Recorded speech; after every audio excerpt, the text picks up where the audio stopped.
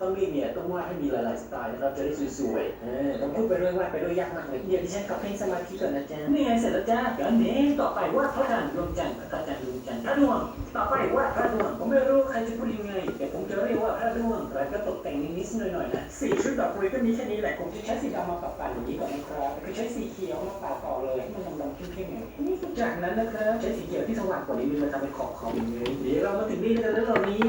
มาแล้วว่าบ้านเจ้าที่ครัวของคนอีกท่านมากเพราะตอนนี้ทุกอย่างมันเริ่มสวยแล้วรู้ไหมใช่ผมคิดอะไรอยู่ผมคิดว่ามีบ้านหลังเล็กๆพอมาแกะใส่แล้วก็นี่เป็นคนคิดที่ผมเกลียดมากเฮ้ยมันโดนอะไรก็แต่ใครบอกว่าผมจะทำได้แล้วไม่ใช่ผมดิมัดสปิดไว้อันนี้ตั้งแต่สดๆเลยใกล้จะเสร็จแล้วยังอะไรอยู่นะดูดิโอ๊ะต้นไม้นี่นะสิ่งเดียวที่ผมกลัวคือว่าดูเด็กต่อไม่แบบเลยแล้วก็สิ่งสุดท้ายครับที่จะทำให้เราสวยสมบูรณ์แบบนะคือดวงดาวเนี่ยเป็นทางนั้นจิ้มเข้าไปเลย